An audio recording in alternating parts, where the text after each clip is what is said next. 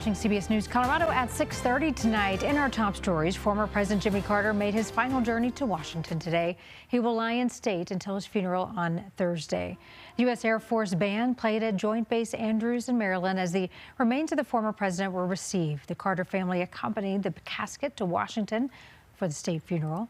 23,000 people pay their respects at his home state in Georgia. This is very hard because Jimmy was such a good person, a good-hearted person. It's just hard. This is a world of thanks to President Jimmy Carter, humanitarian, justice seeker, farmer, father, grandfather. The country will spend the next few days honoring Carter's legacy. The former president impacted so many people in so many different ways. Former Denver Mayor Wellington Webb among those reflecting on Carter's life and their relationship.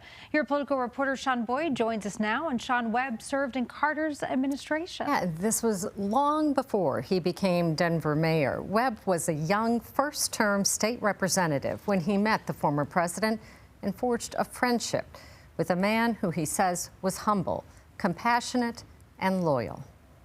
That's in the White House. Former Denver Mayor Wellington Webb was in his early 30s, sporting what he calls a 6-foot afro when he got a call that would change the course of his life. And someone said that governor from Georgia is going to be down at the Executive Tower Inn on 14th and Curtis. Would you like to meet him? And I said, sure. 50 years later, Webb recalls his first impression of former President Jimmy Carter. He wasn't afraid to say we're going to help poor people. And I was taken by that. I don't think Wilma and I were making $10,000 between the two of us. And we said we should send a contribution to him running for president. So we sent $25. It was Carter's first donation from Colorado. Webb went on to run his state campaign and work in his administration as regional director of the Department of Health, Education, and Welfare. I was one of that inner circle field guys. I was there on the South Lawn at the signing of the Camp David Accords between Sadat and Begin. The peace accords between Israel and Egypt, one of Carter's most notable achievements. He would continue global peacekeeping, winning a Nobel Prize after losing re-election. And I think some of what got him elected in '76 turned on him in '80, because sometimes people like folksy at one point, then they don't like it later on.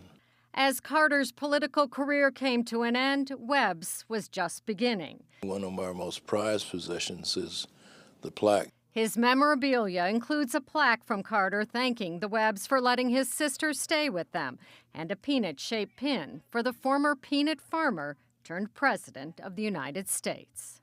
What Jimmy Carter did, he defined that because you lost an election, you did not lose your life. Webb says of all the ex-presidents, Carter has made the biggest impact since leaving office, working for peace around the world and building houses here at home through Habitat for Humanity. He also helped jumpstart the careers of politicians like Webb, South Carolina Congressman Jim Clyburn, and former President Bill Clinton, all of whom worked together on Carter's campaign. So Webb and his wife, former state representative Wilma Webb, will be attending Carter's state funeral in D.C. on Thursday. It's interesting, Webb told me initially they were waitlisted along with other Carter alumni, you know, people who worked on his campaign, who worked in his administration.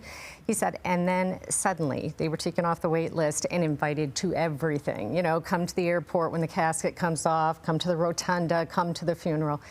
He said the family clearly got involved. He said Carter valued loyalty. And so right up to the end, loyal to him, since he served in his administration, wanted him to be there. Yeah, so glad they're going to be there. Yeah. Yeah, so important. Thank you, Sean.